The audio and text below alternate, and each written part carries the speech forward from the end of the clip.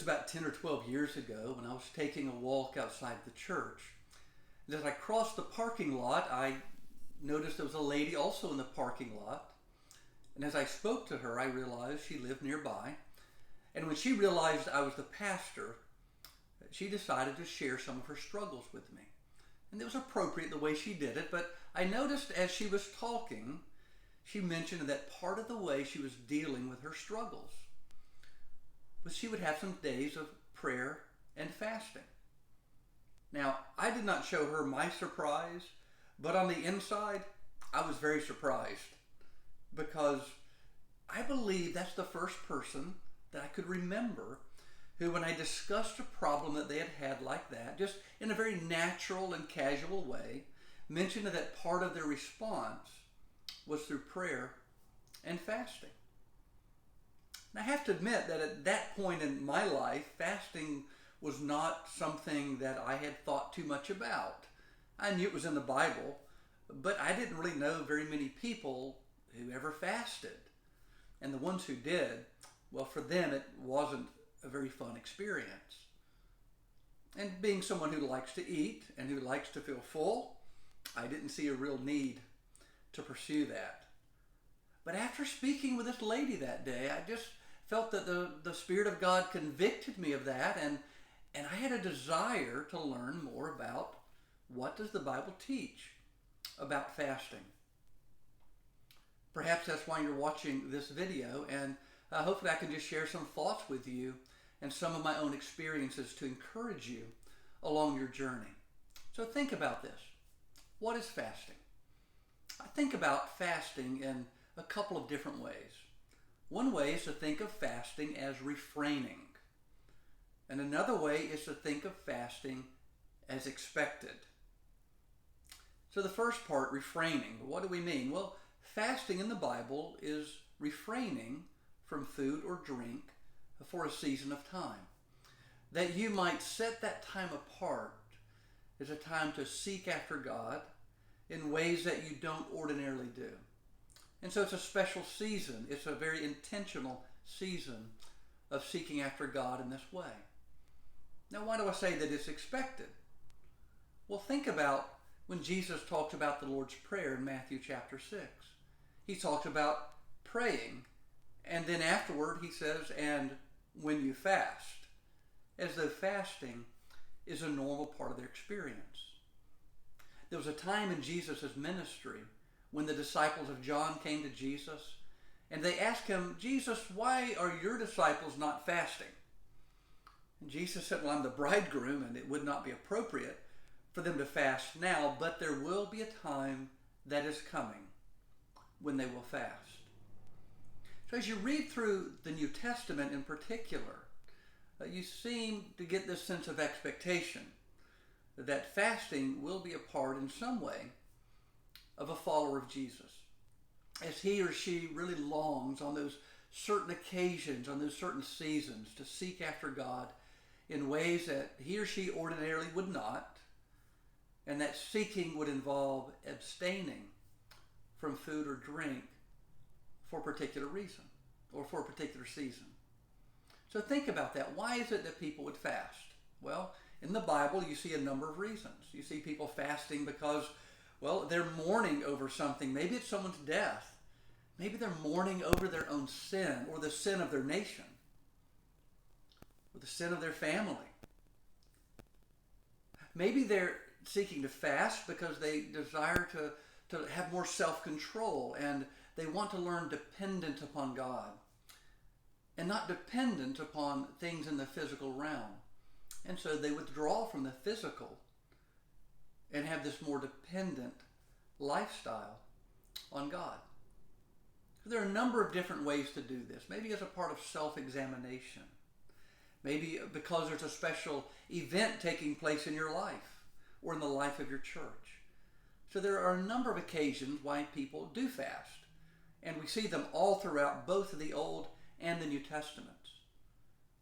But then we could ask ourselves this question. Why do people not fast? Well, I have to confess that for me, one of the reasons for not fasting was I like to eat. I like to feel full. I don't like to feel hungry. And so there have been times when I have been hungry and I would like to avoid that. And so to me, it just seemed like, well, why torture myself? Or why would I do that? I didn't really understand the spiritual benefit to fasting. Some people may be afraid that they'll injure themselves if they fast, or that it will cause them some harm for their health. Now, it's true. There's some people, because of their particular health situation, they don't need to fast. Maybe someone has diabetes, or perhaps a lady is pregnant or nursing. There would be seasons of life because of your health. Maybe you shouldn't fast. That's something you should talk with your doctor about.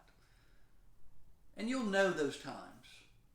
But the other times, and for the rest of us, most likely the reason that we don't fast is because we just don't want to be uncomfortable.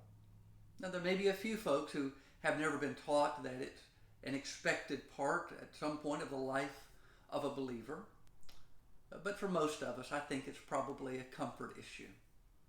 It's interesting that when I talk to Christians who are around the world in different countries, that it's normal for them to go into seasons of fasting. Sometimes they may do it regularly, maybe once a month or at a certain season during the year. Maybe it's just one day a year, but for them, they understand that it's a part of their Christian life. It's especially true when I talk to Christians from Africa or from India. But have you noticed that Christians in America don't seem to fast much? Sadly, it's not a big part of our denomination. It's not something that we've modeled well for other folks. There are a few denominations who do that, but sadly ours is not one that's modeled this biblical practice very well. So there are reasons people don't. Perhaps you have reasons you don't, but are interested in perhaps getting started. And so let me give you a few thoughts on just getting started when it comes to fasting.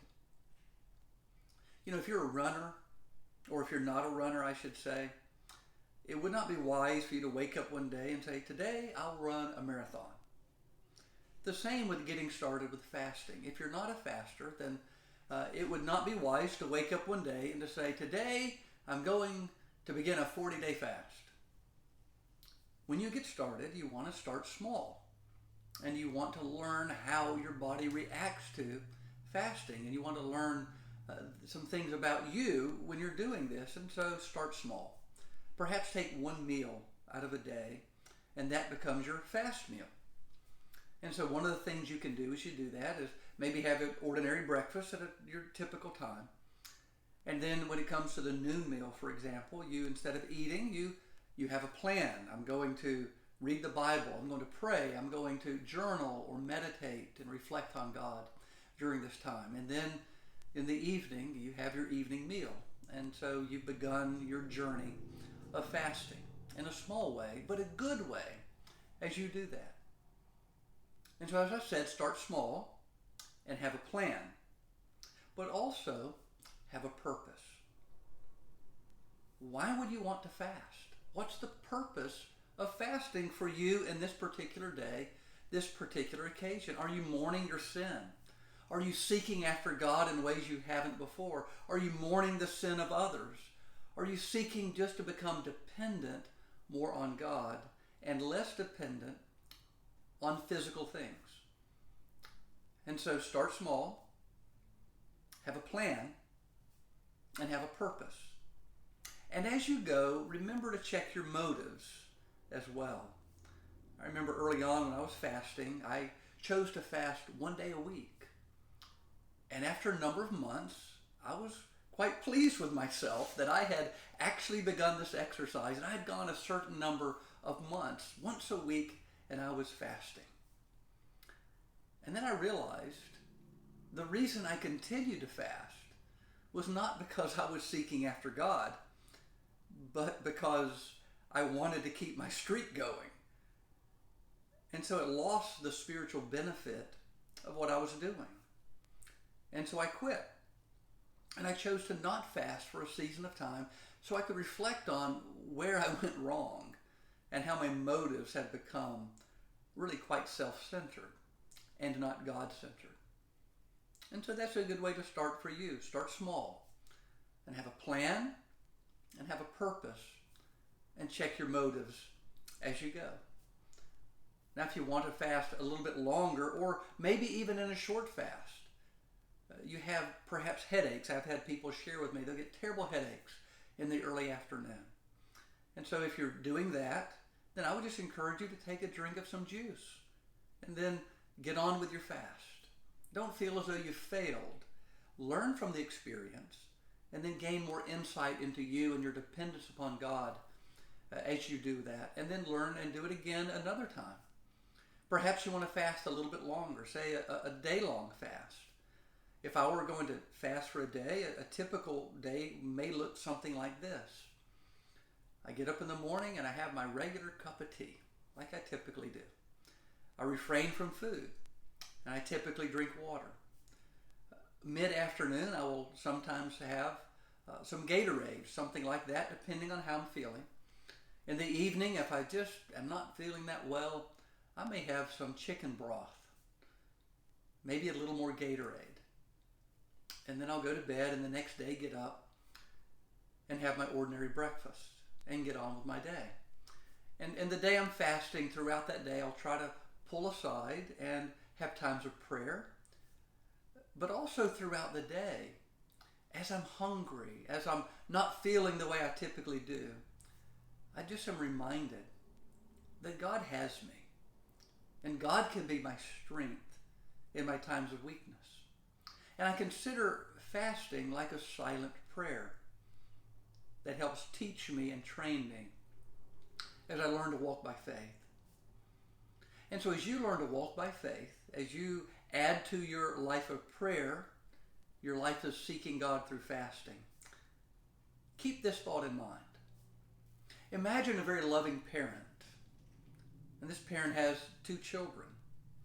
And one of the children decides to draw a picture for that parent. And they draw the picture and they bring it to the parent, and the parent just is delighted because they know that this child just drew the picture because they wanted to, and they loved them, want to get to know them more and bring something to them. And so they delight in the picture. And maybe they have another child, and the other child brings a picture as well. And from our vantage point, we may say, well, that was a more beautiful picture. But again, the loving parent appreciates with great joy the gift of each child, recognizing that each child is bringing an offering from their heart. As you begin your path of fasting, don't compare to your other brothers or sisters in the faith. Your fast is yours. It's not someone else's. You're not competing with someone else. You're bringing to your Heavenly Father who loves you an offering from your heart. And so know that when you do that, He will be delighted to receive you and delighted to receive your fast as you bring it before the Lord. And so be encouraged as you begin this path that your God will receive you and delight in you during your time of prayer and fasting.